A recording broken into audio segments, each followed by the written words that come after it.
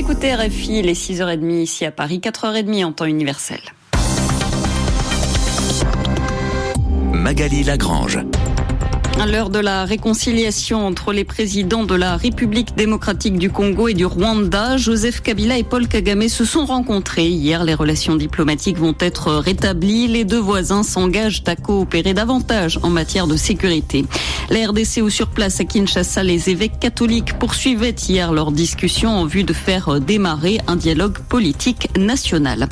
Exécution, torture, de nombreuses violations des droits de l'homme dénoncées au Burundi par le comité contre la torture des Nations Unies dans un rapport présenté hier qui donne à Bujumbura 2 mois pour prendre des mesures. Au sommaire encore, le Soudan du Sud, l'ONU donne son feu vert à l'envoi de 4000 casques bleus supplémentaires pour maintenir l'ordre et décourager de nouvelles violences. Enfin, nous irons à Madagascar. La Haute Cour constitutionnelle juge que le nouveau code de la communication est bien conforme à la Constitution. Après des années de brouille diplomatique, l'heure est donc au réchauffement des relations entre la République démocratique du Congo et son voisin, le Rwanda. Les deux présidents se sont rencontrés hier dans l'ouest rwandais. Joseph Kabila et Paul Kagame ont discuté ensemble du rétablissement officiel de leurs relations diplomatiques. Des ambassadeurs vont de nouveau être nommés dans les prochaines semaines. Les deux pays veulent aussi coopérer davantage au niveau sécurité, Anne Contener. 1h30 de discussion en tête-à-tête pour parler sécurité et sceller la réconciliation. En 2012, au plus fort de la crise, Kigali et Kinshasa avaient chacun rappelé leur ambassadeur. La République démocratique du Congo reprochait alors au Rwanda de soutenir les rebelles du M23. Depuis, le groupe a été démantelé, la tension est retombée et les deux pays ont décidé de rétablir leur représentation diplomatique, comme l'explique le ministre congolais de la Justice, Alexis Tambwe Mwamba. Bon, le principe qui a été retenu, c'est que ce sera de nouveaux ambassadeurs. Donc, très prochainement, il y aura échange de notes verbales pour demander les agréments de part et d'autre. Et ça, c'est une question, disons, de jours ou de quelques semaines, mais en tout cas pas de mois. Les présidents congolais et rwandais ont également annoncé la mise en place d'un système de partage d'informations. Les services de sécurité de chacun des deux pays sont censés avertir leurs voisins de tout risque d'attaque ou de menace. En attendant, les autorités congolaises se félicitent déjà de leur action contre les rebelles rwandais des FDLR et elles annoncent l'arrestation du major Mugisha, recherché par le Rwanda depuis des années pour sa participation au génocide de 1994. Et un procès très attendu s'est ouvert hier en RDC. 6 hommes, dont 4 militaires, sont jugés pour leur rôle présumé dans des violences ethniques qui se sont produites il y a 2 ans à Moutaroulé, dans l'est du pays. 37 personnes, pour la plupart de l'ethnie Bafulero, avaient alors été massacrée. La première audience hier a duré un peu plus de 2 heures dans un stade de la ville en présence de plusieurs centaines de personnes. Elle était consacrée principalement à l'identité des 3 accusés présents. Les 3 autres sont toujours en fuite. Un 7e est décédé. Les avocats de la défense ont mis en doute l'authenticité des dépositions à charge figurant dans l'acte d'accusation.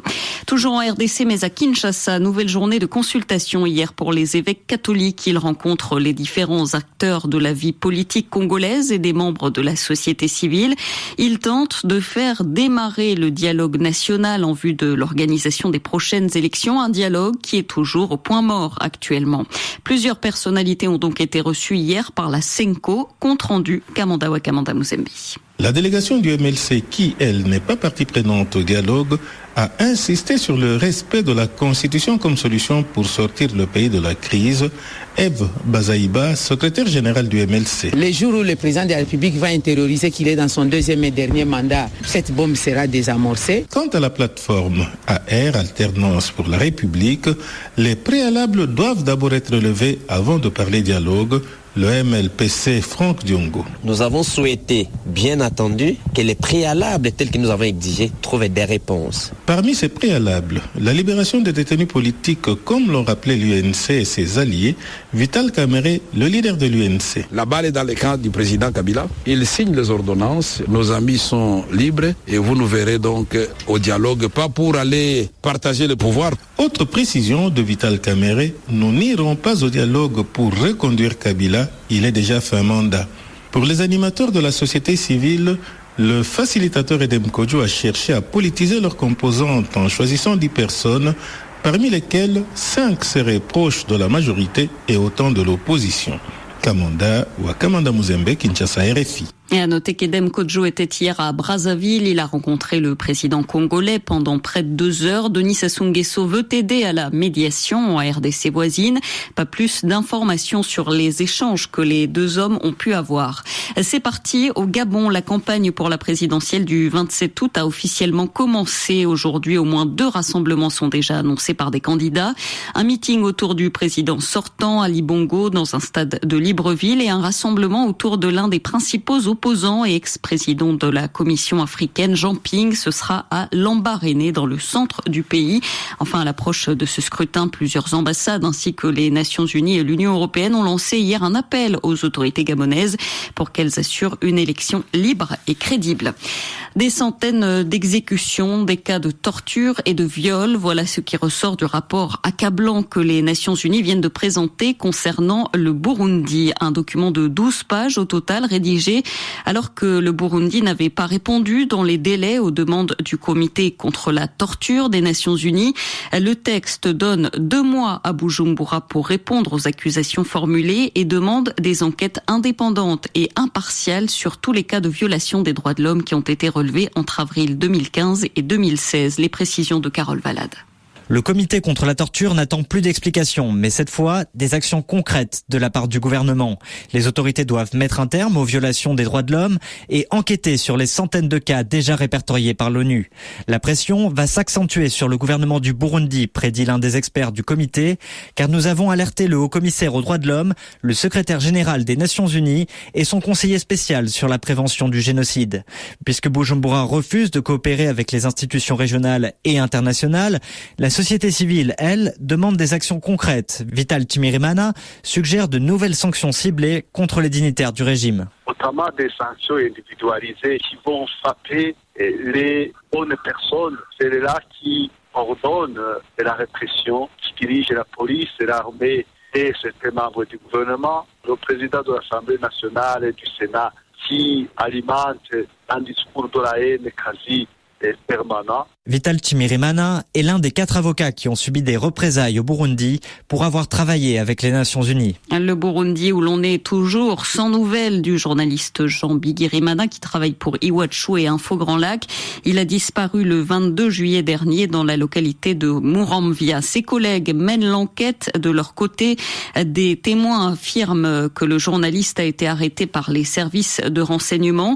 L'organisation Reporters sans frontières demande au gouvernement burundais de mener l'enquête, lui aussi, et demande des preuves de vie du journaliste.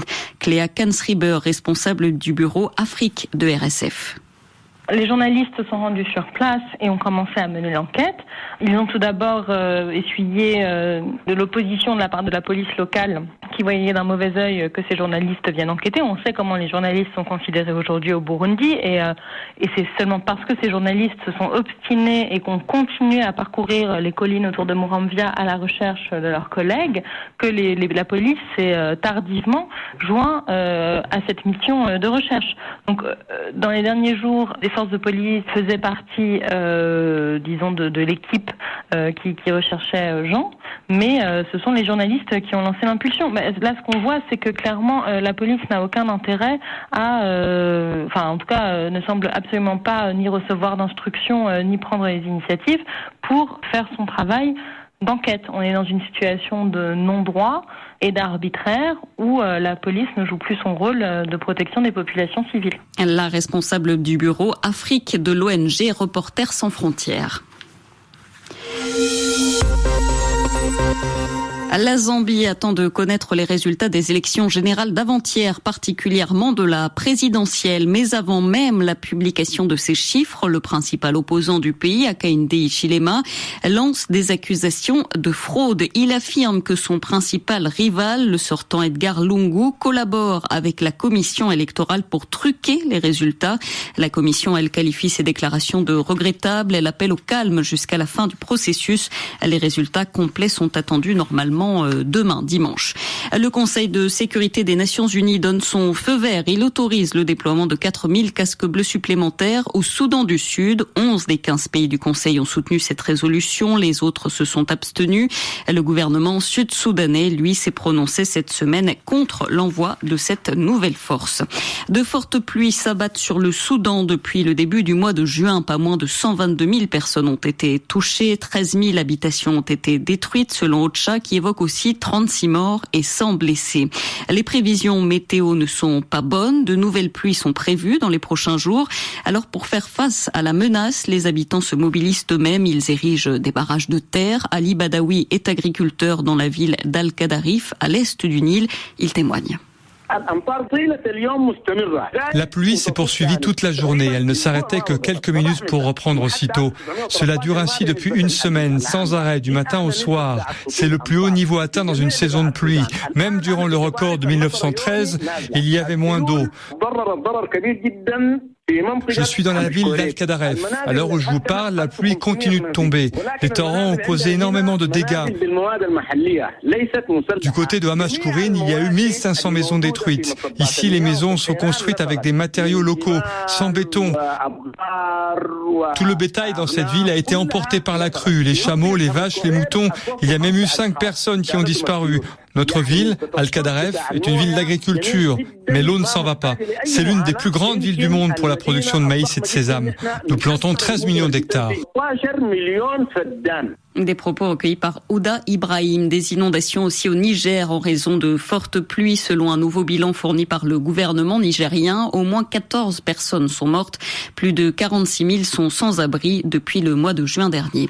Le député Ousmane Gawal Diallo du principal parti d'opposition en Guinée-Conakry, l'UFDG, a été condamné hier à 2 ans de prison avec sursis et a payé une amende d'1 million de francs guinéens, soit environ 125 €. Il a été poursuivi pour offense au président Alpha Condé et pour des menaces envers des responsables du parti au pouvoir. Ses avocats avaient demandé l'acquittement. Le procureur avait requis 5 ans d'emprisonnement et une amende de 2 millions de francs guinéens. Arrestation en Côte d'Ivoire à Yopougon d'une responsable des femmes du Front populaire ivoirien, le parti de l'ex-président Laurent Gbagbo.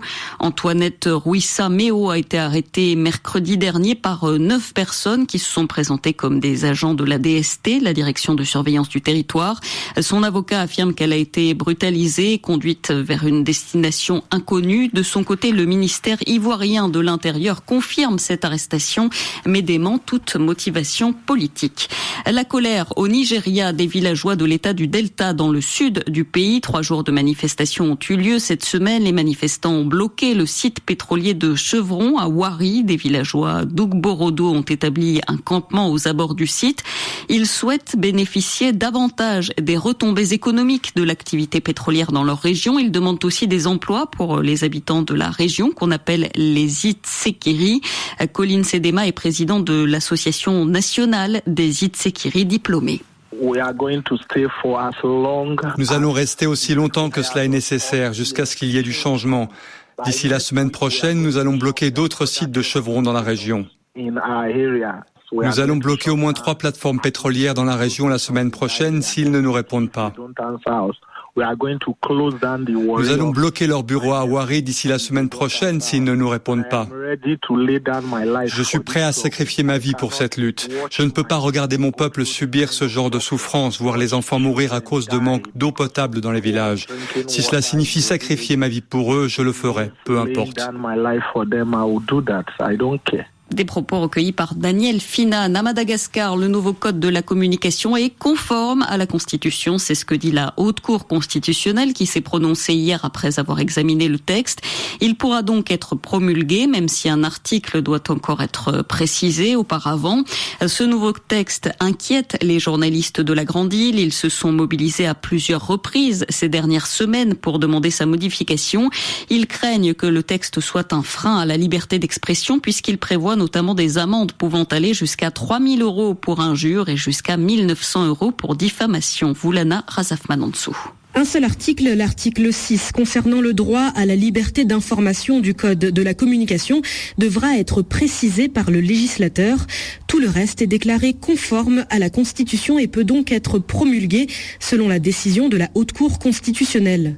Conforme donc l'article 20 qui a fait couler beaucoup d'encre et qui stipule que le journaliste s'abstient de porter toute atteinte à la vie privée des personnes, même lorsque ces personnes assument des fonctions ou un rôle politique, sauf lorsque l'intérêt du public le justifie. Pour les journalistes malgaches, le code de communication est jugé liberticide avec des sanctions considérées comme excessives. Toute entrave au déroulement des fêtes nationales ou toute incitation à s'abstenir d'y participer sera ainsi punie.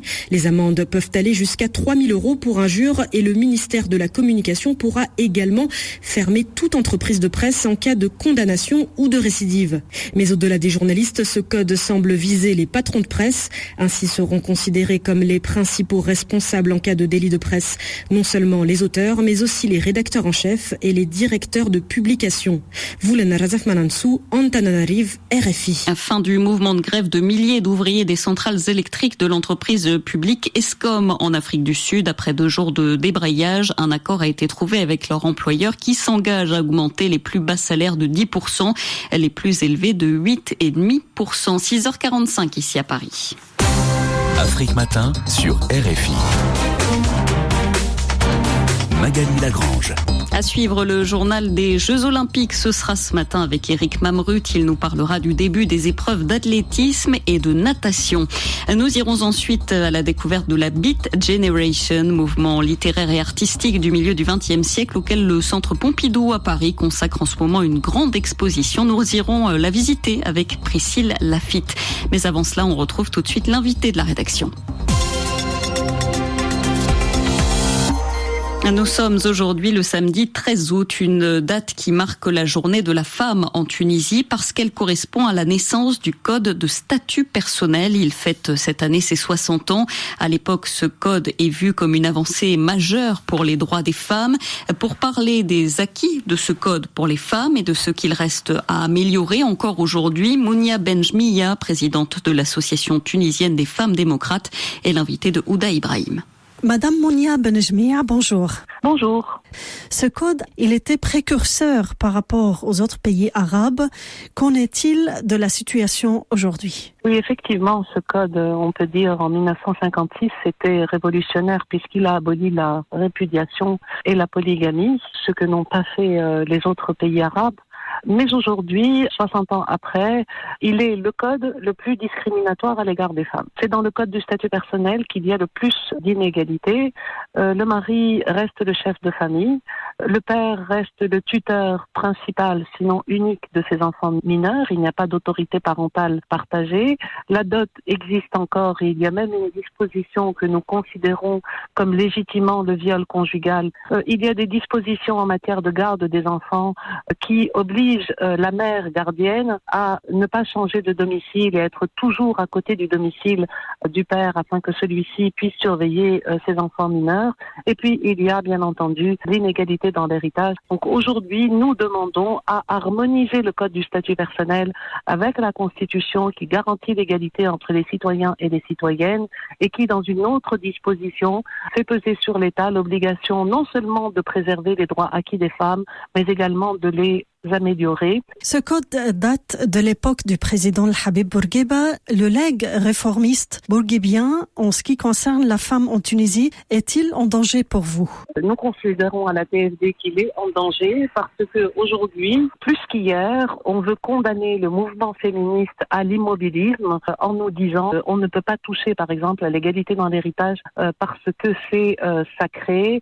On ne peut pas non plus toucher à cette structure patriarcale de la famille parce que c'est sacré. Les islamistes sont aujourd'hui au pouvoir et s'il n'y a pas de régression encore en Tunisie, alors qu'il y a des régressions dans les pays voisins et notamment en Libye, on nous condamne à l'immobilisme parce qu'on risque une régression. À l'Association tunisienne des femmes démocrates, nous considérons qu'on ne peut pas rester immobile, il faut absolument que l'on améliore le code du statut personnel et que l'on n'arrête pas les réformes. Parce que l'arrêt des réformes va se quantifier en termes de violence à l'égard des femmes. Et aujourd'hui, on constate en Tunisie un taux très élevé de violence sexiste. Mounia Benjmia, un nouveau projet de loi sur justement cette violence à l'égard des femmes est en cours.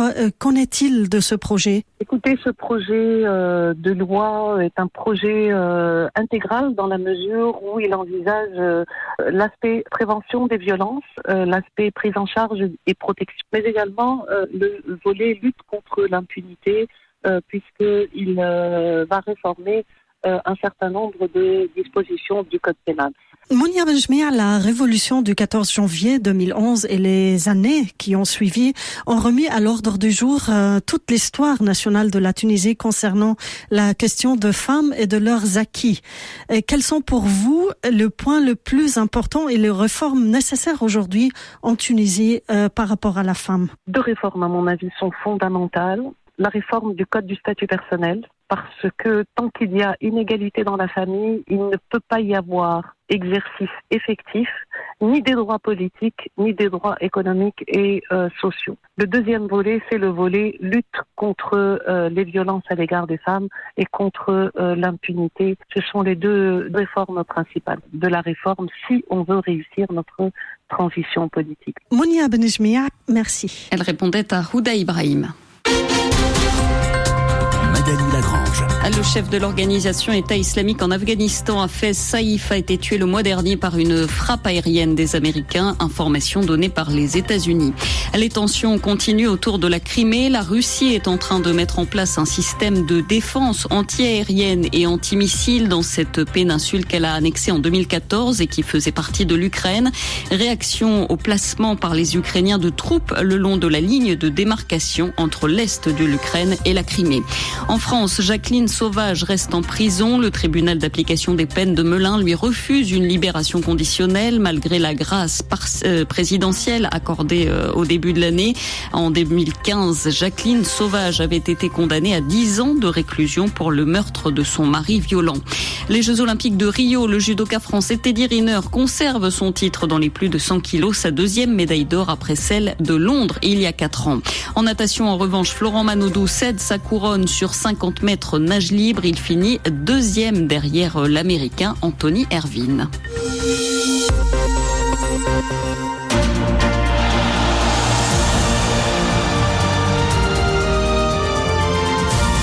JO, on continue d'en parler tout de suite avec le journal des Jeux. La journée d'hier a été marquée par un spectaculaire triplé africain sur le 10 000 mètres féminin pour le début des épreuves d'athlétisme. Record du monde à la clé. Nouvelle médaille sud-africaine aussi en natation. Éric Mamrut. C'est la 4e médaille pour les nageurs sud-africains, la 2e pour Chad Leclos. Elle est en argent. Il l'a décrochée sur le 100 mètres papillon, distance sur laquelle le nageur de Durban était déjà vice-champion olympique. En 50 secondes 14 centièmes, Chad Leclos termine loin derrière le Singapourien Joseph Schooling.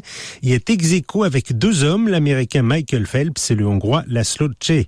Quant à la Zimbabwéenne Kirsty Coventry, elle a perdu son double titre du 200 mètres d'eau en terminant à 32 ans 6e de la finale. Et puis dans les séries du 50 mètres nage libre, 18 Africaines étaient engagées, aucune ne s'est hissée en demi-finale. Les épreuves d'athlétisme ont débuté en fanfare pour l'Afrique avec un 10 000 mètres féminin qui restera dans l'histoire. Un triplé et un exceptionnel record du monde. Il a été réalisé par l'Éthiopienne Alma Zayana en 29 minutes 17 secondes et 45 centièmes, soit 14 secondes de mieux que l'ancienne marque détenue depuis 1993 par une Chinoise. Viviane Cheruiyot est arrivée 2e, record du Kenya à la clé, devant l'autre Éthiopienne et double tenante du titre, Tirunesh Dibaba. 13e place de ce 10 000 mètres historique pour la Burundaise Diane Nukuri, satisfaite de sa course au micro d'Olivier Pron. Je suis contente. C'est un honneur pour moi. C'est toujours quelque chose que j'aime faire. J'aime représenter le Burundi, être dans les 15 premiers. J'espère que le Burundi est content pour moi. Aussi, on a 9 athlètes ici. Je pense que c'est bien pour le Burundi. Parlez-moi de la gagnante, Amaz Ayana, record du monde. Et puis alors, quel record du monde? Je ne sais pas comment elle a fait ça. C'est très vite. Je suis contente pour elle. Je ne sais pas comment on peut courir 29 à 17. J'ai couru 31 à 28. Je suis très fatiguée. Mais elle est très, très, très forte. Au lancer du poids, Oriol Dongmo, la double championne d'Afrique en titre, a battu son record du Cameroun en qualification avec un jet à 17,92 m. Elle a terminé ensuite 12e et dernière de la finale. Au lancer du marteau, la Sénégalaise Amisen n'a pas passé le cap des qualifications. Dans les séries du 100 mètres féminin, pas de problème pour les Ivoiriennes Muriel Aouré et Marie-Josée Talou. La première a terminé deuxième de sa série. La deuxième a signé le 3e chrono global des séries en 11 secondes 1 centième. Marie-Josée Talou contente de ses débuts olympiques. Premier étape franchi, il fallait assurer la qualification, c'est fait, donc on attend la demi-finale. Avec impatience? Avec impatience. Ça va passer? Bien sûr, ça passera. Là, c'est une parfaite mise en jambe. Ah, justement parce que, comme vous le constatez, j'ai vraiment pas couru, j'ai juste assuré la place et c'est tout. Contente? Ouais, très contente, très contente. Ça passe encore dans ces séries du 100 mètres pour la Nigériane Blessing Okagbare. Toutes les trois seront en demi-finale, voire en finale. Tout à l'heure, éliminée en revanche, la Gabonaise Rudizang Milama, 7e en seconde 67. Ce samedi, entrée en liste des sprinteurs avec les Ivoiriens Ben Youssef Meïté et Wilfried Kofi sur le 100 mètres. Le calvaire continue pour les basketteuses sénégalaises. Hier, elles ont essuyé leur 4e défaite en 4 matchs, une correction infligée par l'Espagne sur le score de 97-43. Les Lions sont bien sûr dernières de leur groupe. En boxe, ces dames faisaient leur entrée en lice dans le tournoi. Élimination par chaos technique de la jeune centrafricaine Judith Bouniad chez les Mouches. Au total, 6 des 7 Africains ont été battus, notamment le Camerounais Wilfried Seyim Tengue face à l'Égyptien Hossan Abdine en 8e de finale des poids moyens. Enfin, en judo, la Tunisienne Niel Cheikrou a échoué en repêchage après une défaite en quart de finale chez les plus de 78 kilos. Chez les poids lourds messieurs, un petit tour et puis s'en va pour le Congolais Deo Gracian Gokaba et le Burkinabé Rachid Sidibé. L'Afrique a maintenant 11 médailles au total. Merci Eric Mamrud, 4h56 en temps universel. RFI, la sélection du mois. Les Amazones d'Afrique.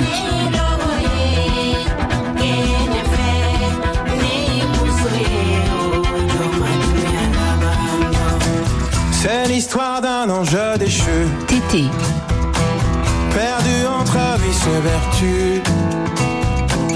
Question du jour, c'est salutaire. Qu'ai-je fait de mon piron lunaire? RFI.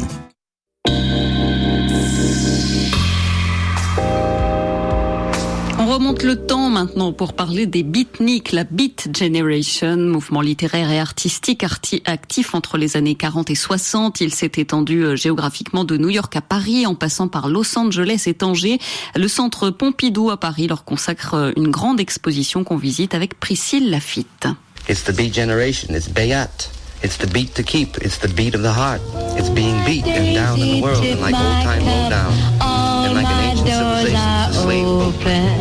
Voir le film Pull My Daisy, filmé par Robert Frank avec Allen Ginsberg et Delphine Seyrig, découvrir les peintures de Jacques Kerouac et l'immense rouleau manuscrit de son œuvre fétiche, Sur la route, voilà parmi les trésors que l'on peut voir et entendre dans cette exposition consacrée à la Beat Generation et pour laquelle l'américaine Rani Singh a fait office de conseillère. I think what's essential to the exhibition here is to see how all of the experimentation. Ce qui est essentiel dans cette exposition, c'est de voir comme ces artistes travaillaient, expérimentaient sur plusieurs supports. Jack Kerouac, par exemple, dessinait dans son journal, peignait à l'huile, il enregistrait des sons et des poèmes. Il n'y avait pas de contraintes, pas de limites. Chacun explorait comme bon lui semblait.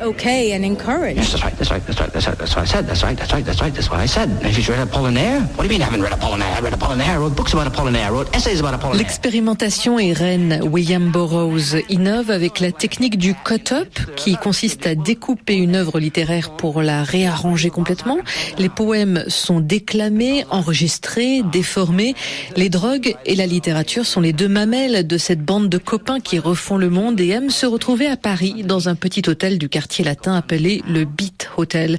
Philippe Alain Michaud est commissaire de l'exposition. Paris, c'était le lieu de la bohème. Ils sont obsédés par la figure de Rimbaud et par la figure des écrivains de la bohème parisienne du début du XXe siècle. Donc ça, c'était certainement une raison pour laquelle ils s'étaient installés à Paris. Et puis, c'était aussi parce qu'ils avaient trouvé des conditions de vie faciles et pas très chères. Et donc, pendant quelques années, ça a été le point de ralliement. Les points de ralliement, c'est les endroits où ils posent leurs valises et puis ils repartent, ils reviennent. Et à partir de Paris, qui était leur point de repère, ils ont circulé un petit peu partout en Europe et entre l'Europe et Tanger. Ces jeunes voyageurs, ivres d'écriture et d'expérimentation, vont servir de modèle pour la contestation sociale, artistique et sexuelle des années 60. Entre jazz, bebop et folk engagé, la Beat Generation est ancrée dans la musique puisque beat veut dire rythme en anglais, mais aussi cassé, pauvre, sans domicile. Un art de vivre marginal qui a grandement influencé la culture hippie et donne toujours le tempo de la création contemporaine. C'est jusqu'au 3 octobre prochain et tout de suite, c'est le journal sur RFI.